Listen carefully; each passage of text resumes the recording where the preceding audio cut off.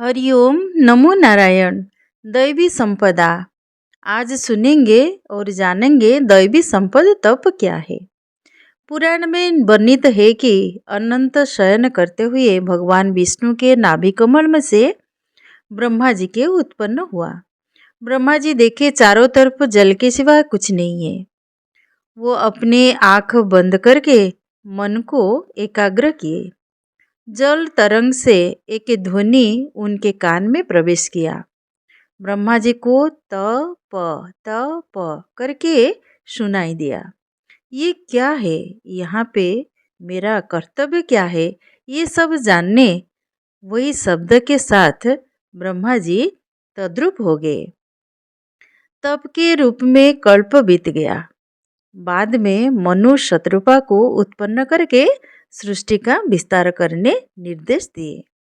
इस प्रकार तप शब्द को हम सब जानते हैं। विशेष क्षमता, नाम, यश, कीर्ति, धन संपदा, परा अपरा तत्व प्राप्ति के लिए देवता असुर तप करते हुए हम सभी सुने हैं। राजा भगीरथ तप के द्वारा भगवती गंगा को पृथ्वी पर लाए थे। भगवान सदाशिव को चिर तपस्वी बोलते हैं। ये तप एक दैवी संपद है। सत्य में प्रतिष्ठित होना सबसे बड़ा तप है। यदि माघ स्नान गंगा स्नान में कल्याण हो पाता तो फिर गंगा जी में सभी मछली पहले स्वर्ग में पहुंच जाते। तप एक प्रकार का आत्म संयम है। खराब ना देखना, खराब ना कहना, ना सुनना, ना खाना इत्यादि अनुचित कार्यों को नहीं करना तप है। महर्षि पतंजलि इसको प्रत्याहार बोले हैं। श्री कृष्ण एक सुंदर उपमा दिए हैं।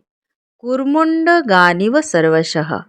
जैसे कछुआ खुद के अंग को शत्रुओं से बचाने छुपा के रखता है एवं आवश्यक पड़ने पर निकालता है, ठीक वैसे ही मनुष्य अपने इंद्रिय निग्रह करके उसके सही विनियोग करना उचित है। इंद्रियों का जब विषय के साथ संबंध छूटता है तब हृदय से संबंध बन जाता है। यही प्रत्याहार है, अर्थात मन को चित्त में स्थित रखना ही तप है।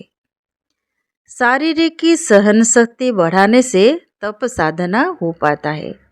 प्राणायाम द्वारा प्राण के संयम से इंद्रिय संयम और इंद्रिय संयम से पहले मन बुद्धि के संयम। इस प्रकार हम आत्म संयम के मार्ग में धीरे धीरे बढ़ सकते हैं।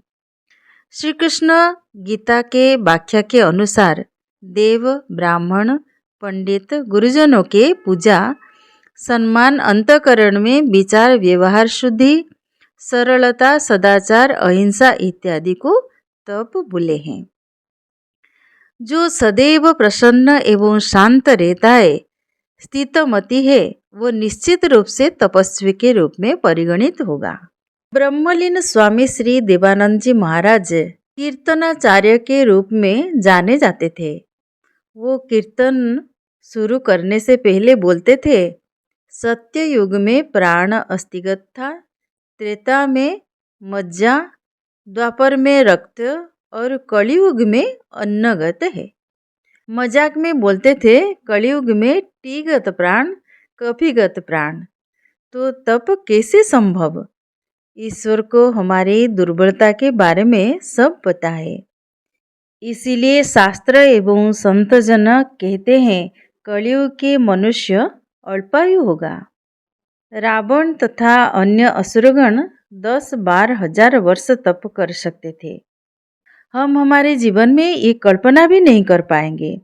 इसीलिए सत्ययुग में धर्म तप था, त्रेता में ज्ञान तप हुआ, द्वापर में यज्ञ, कलियुग में दान एवं इंद्रिय निग्रह तप है। जाने अनजाने में किसी को कष्ट ना देना, कष्ट देने की विचार भी नहीं करना और खुद कष्ट सहन करना भी तप है। सोने को तपाने से वो अधिक जगमगाता है। गन्ने को चबाने से मीठे स्वाद अनुभव करते हैं। उसी तरह मुमुक्षु जितना तप बढ़ाएगा उतना जीवन में ओजस तेजस के वृद्धि होगा। प्रत्येक विषय को जानने के लिए एक सुनिश्चित पाठ्यक्रम रहता है। वैसे ही ईश्वर को जानने के लिए भी सुनिश्चित पाठ्यक्रम है। उसका नाम तप है। ईश्वर के अस्तित्व को शंका करना अनुचित है। तप बाह्य आडंबर अथवा दिखाने की चीज नहीं। आप वस्त्र पहने या दिगंबर रहे, इसमें तप के ऊपर कोई प्रभाव नहीं। महत्व यह है कि ईश्वर चिंतन की सत्यता तुम्हारे अंदर कितना है। मन क्षण के लिए ईश्वर से अलग ना हो पाए, वो ध्यान रखना ही तप है।